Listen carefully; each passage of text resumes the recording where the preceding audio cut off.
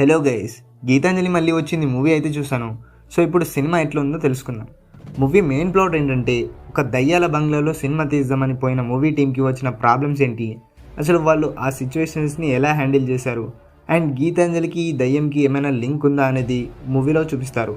మూవీలో నచ్చిన థింగ్ ఏంటంటే కామెడీ. కొన్ని దగ్గర చాలా వర్కౌట్ చేశారు ఆ కామెడీ ట్రాక్ని, బట్ భయపెట్టే విధంగా హర్రర్ థ్రిల్లర్గా అంతా ఎక్కలేదు. నాకు గీతాంజలి అంత ఇంట్రెస్టింగ్ స్టోరీ అనిపించలేదు, బట్ మూవీ కొద్దిగా ఎంగేజింగ్గానే ఉంది. సెకండ్ హాఫ్లో మెథడ్ ఆర్టిస్ట్ అనే ఒక కాన్సెప్ట్ ఉంటుంది. ఆ కాన్సెప్ట్ హిలేరియస్గా అనిపించింది.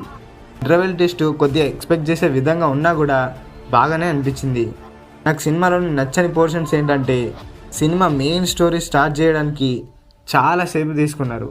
అండ్ హర్రర్ కామెడీ మూవీస్ అంటే కామెడీతో స్కేరీనెస్ని చూపెట్టాలి, కానీ ఈ సినిమాలో కథను ఎటు పడితే అటు తీసుకుపోయి ఇంట్రెస్ట్ మొత్తం పోయేలా చేశారు. నాకు మామూలుగా హర్రర్ సినిమాలు అంటే చాలా ఇష్టం. ఆ సినిమా చూస్తున్నంతసేపు క్యూరియాసిటీగా థ్రిల్లింగ్ వేలో ఉంటుంది అని, బట్ ఈ స్టోరీ చూసి ఏదో సీక్వెన్స్ తీయాలని తీసి పడేద్దాం అన్నట్టు తీశారు.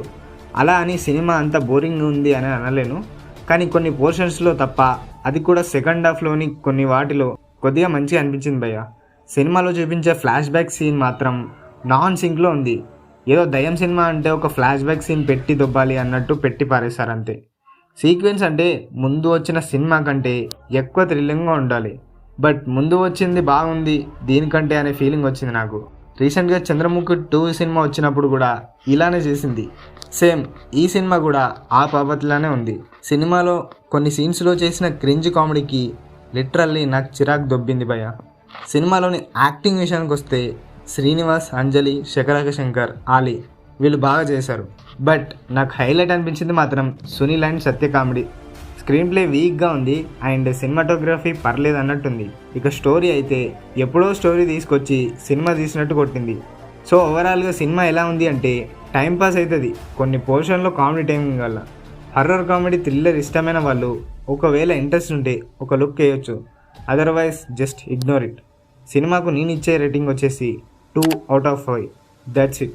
మీకు మంచి వియర్డ్ మూవీస్ రికమెండేషన్స్ కావాలి అంటే మా ఛానల్లో ఉంటాయి, చూడండి. కింద డిస్క్రిప్షన్లో లింక్ ఇస్తాను. సో ఆ సినిమాలు చూస్తే డెఫినెట్గా మతిపోతుంది అంతే. So that's all for the today. Bye bye.